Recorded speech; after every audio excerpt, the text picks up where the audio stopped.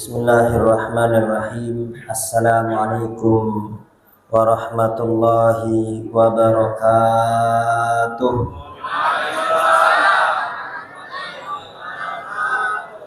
Alhamdulillah, wassalatu wassalamu ala rasulillah Muhammad ibni Abdillah wa ala alihi wa sahbihi wa man wala, amma ba'du. Yang saya hormati para orang tua, para sesepuh, para asatidzah, bil khusus segenap pengurus Masjid Nurul Huda, bil khusus Al-Mukarram Al-Ustadz Hada, dan bapak-bapak, ibu-ibu semua, semoga berkumpulnya kita pada malam ini mendapat ridha dari Allah Subhanahu wa taala. Allah terima seluruh amal soleh kita, Allah ampuni dosa-dosa kita, dan semoga segala hajat-hajat kita, baik hajat dunia maupun hajat akhirat, dikabulkan oleh Allah Subhanahu wa taala.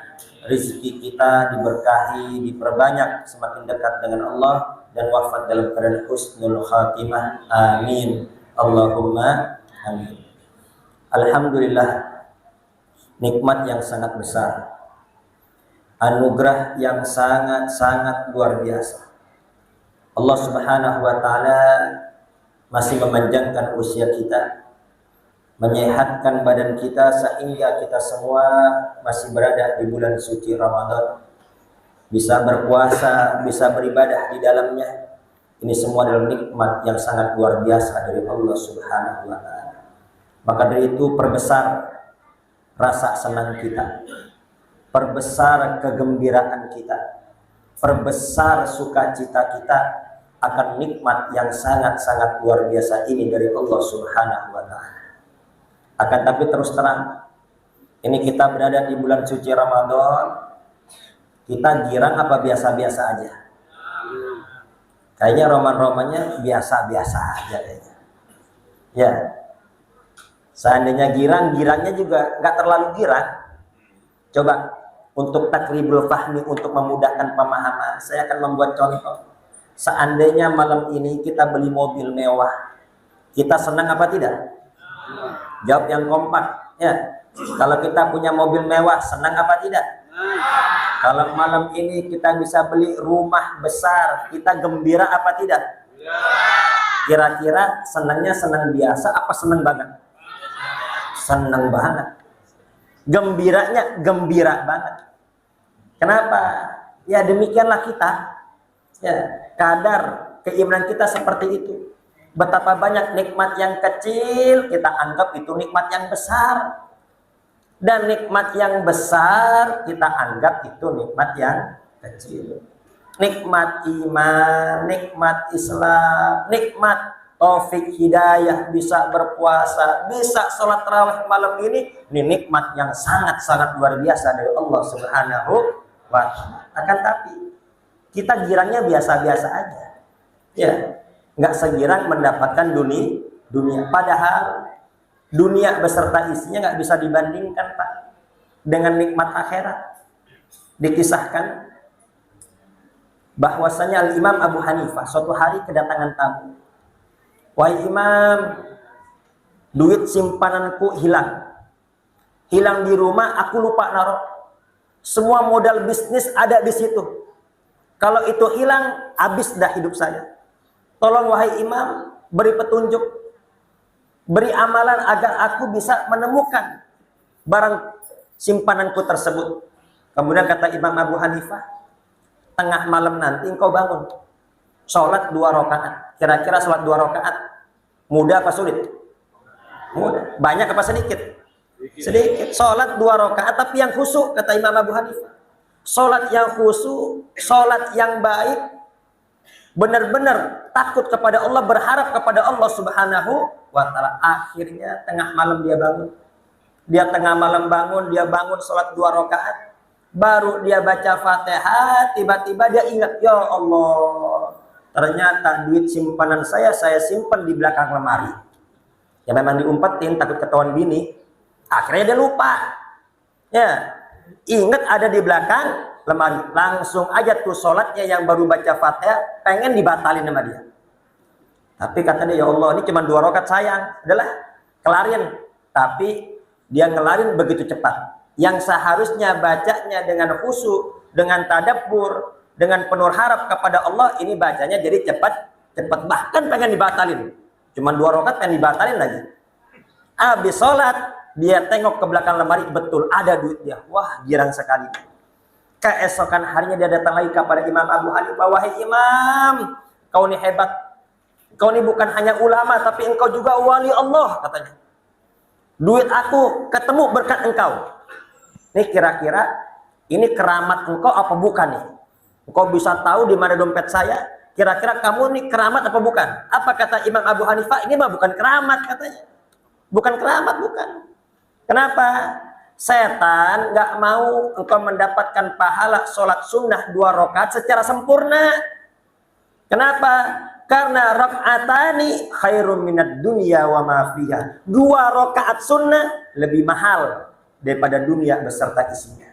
Sebagaimana sering kita dengar, rakaatul fajri khairum minad dunya wa ma fiha. 2 rakaat fajar lebih baik, lebih mahal daripada dunia beserta isinya. Lebih mahal dibanding mobil, lebih mahal dibanding rumah. Bahkan dunia beserta isinya. Ini kalau 1 celincing, ini semua tanah kita, yang lain kontrak.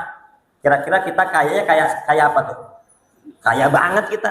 Ini dunia beserta isi punya kita, itu nggak sebanding dengan pahala sholat 2 rakaat. Ini malam kita sholat berapa rakaat ini? 11 rakaat. Ya Allah, ini apa? Melebihi daripada dunia beserta isinya. 2 rakaat saja sudah melebihi dunia beserta isinya, apalagi sampai 11 rakaat. Jadi kira-kira nih malam ini kita dapat nikmat besar gak dari Allah? Kita dapat nikmat sangat luar biasa gak dari Allah? Maka itu perbesar kegembiraan kita, perbesar sukacita kita akan nikmat yang sangat luar biasa dari Allah Subhanahu wa taala. Qul bi fadlillahi wa bi rahmatihi fabidzalika falyafrahu. Sampaikan wahai Nabi kepada umat, dengan anugerah dan rahmat Allah hendaknya mereka semua bergembira. Ramadan ini adalah salah satu anugerah dan rahmat yang sangat besar dari Allah Subhanahu wa taala. Hadirin hadirat yang dimuliakan Allah Subhanahu wa taala, para wali-wali Allah, mereka tahu betul betapa murahnya, betapa tidak berharganya dunia dan tidak sebanding dengan akhirat. Kenapa? Karena mereka yakin betul akan firman Allah, innamal hayatud dunya laibu wa lahwun. Sesungguhnya kehidupan dunia hanya sekedar permainan dan senda gurau saja. Maka di itu, ini dunia beserta isinya nggak membuat mereka lupa dari Allah Subhanahu wa taala. Ya, akan tapi kita menganggap nikmat akhirat kecil, nikmat dunia seakan-akan besar sekali. Kenapa? Karena kita tidak tahu hakikat dunia. Yang menciptakan dunia Allah menyebutkan, menjelaskan hakikat dunia hanya permainan saja. Untuk takribul fahmi, untuk memudahkan pemahaman, saya akan bikin contoh. Tahu Pak, permainan monopoli? Ya, dulu kan waktu kecil kita suka main monopoli. Itu anak-anak kecil main monopoli dapat duit banyak, duit monopoli, girang apa tidak? Girang. Kemudian dari duit tersebut bisa beli rumah, senang apa tidak?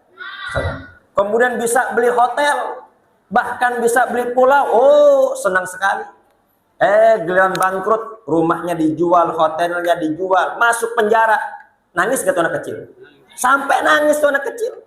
Kenapa? Akalnya belum sempurna, nggak paham. Itu hanya permainan. Tapi nanti kalau ketika mereka akalnya sudah sempurna, sudah semakin dewasa, kira-kira sama duit monopoli senang apa tidak? Ini sekarang saya tanya bapak-bapak, ini kalau malam sama panitia dibagi-bagi duit monopoli, bapak girang apa tidak? Dikasih rumah monopoli, senang apa tidak? Enggak, kenapa? Itu cuma permainan. Nah, para wali-wali Allah tahu betul hakikat dunia.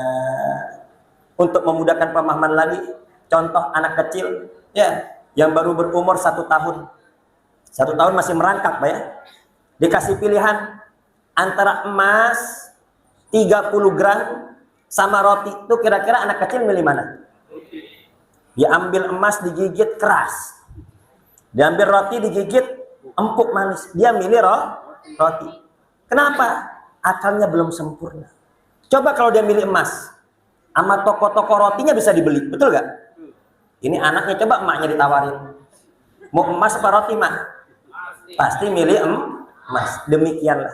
Ya, nih kita meskipun kita sudah dewasa kan, tapi keimanan kita ini belum dewasa. Semoga keimanan kita semakin bertambah, semakin dekat dengan Allah Subhanahu wa taala. Intinya, ya, saya ingin mengajak kepada jamaah semua untuk menyadarkan kita bahwasannya nikmat iman, nikmat Islam, nikmat amal soleh, nikmat yang sangat besar dari Allah Subhanahu wa taala. Kita nggak punya mobil Alphard, kira-kira kita sengsara apa tidak? Enggak. Kita nggak punya rumah mewah, hidup kita susah apa tidak? Enggak. Ya, tapi kalau kita nggak punya iman, kita nggak punya Islam, kita nggak beramal soleh, maka hidup kita akan sengsara di dunia, terlebih lagi nanti di akhirat. Na'udzubillah min dzalik. Maka itu mari kita bersyukur kepada Allah, ucapkan alhamdulillah. Kemudian sebelum saya akhiri, ada musuh-musuh Islam yang mengatakan berpuasa ini bikin orang susah.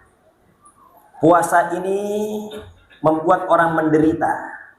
Puasa ini membuat orang sakit. Puasa ini membuat orang kelaparan. Kira-kira ini ucapan seperti ini menyakitkan apa tidak? Ini ucapan seperti ini kurang ajar apa tidak? Kira-kira Bapak terima gak kalau dibilang puasa ini adalah menyengsarakan umat? Enggak. Ya, ini puasa bukan untuk menyengsarakan kita. Ini puasa bukan untuk bikin kita sakit. Ini puasa bukan untuk menyiksa kita. Tapi Nabi besar Muhammad bersabda, sumu tasihu. Berpuasalah kalian, maka kalian akan sehat. Adapun beberapa orang yang ketika puasa tiba-tiba asam lambungnya naik. Ya, ada gak yang begitu? Yang puasa tiba-tiba emahnya kambuh. Ya, yang puasa tiba-tiba sakit perut. Itu bukan syariatnya yang salah, tapi salah perorangannya. Kenapa? Karena tidak ikut aturan Nabi besar Muhammad Sallallahu alaihi wasallam. Nabi besar Muhammad Sallallahu alaihi wasallam mengajarkan kepada kita semua, apabila berbuka maka berbukalah dengan kurma, atau kalau tidak ada kurma dengan yang manis. Tapi apabila ada orang berbuka bukan dengan kurma, dia berbuka dengan apa? Dengan gorengan, campur cabai sangat banyak. Habis itu makan dengan apa? Buka dengan lontong, dicampur sambal yang sangat banyak. Bahkan ada yang buka langsung makan bakso, ada yang makan seblak, tiba-tiba sakit perut, ya, asam lambung naik. Kira-kira yang salah syariat puasanya apa orangnya? Ya, Nabi mengajarkan buka dengan korma. Kenapa? Dikarenakan ini lambung kita 13 jam lebih kosong, Pak. Ya, lambung kita 13 jam lebih kosong, maka jangan langsung diisi sama yang pedas. Jangan langsung diisi sama yang asam.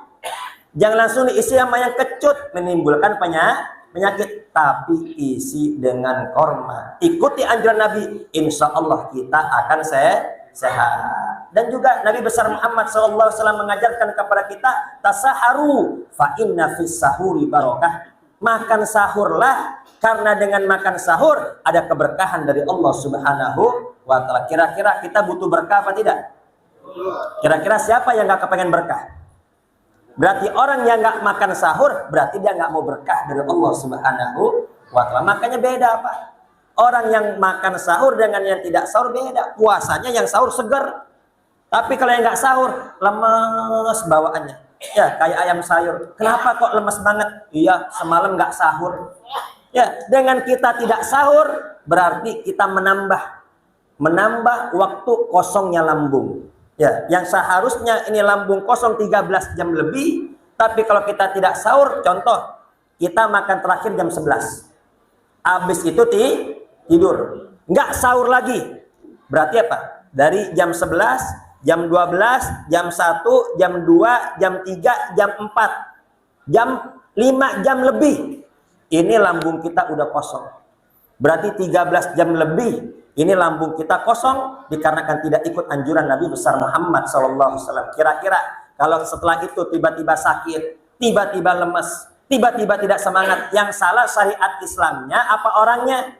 Orangnya, karena tidak ikut anjuran Nabi besar Muhammad Sallallahu alaihi wasallam. Ini ada juga musuh-musuh mengatakan ini puasa bikin orang kelaparan.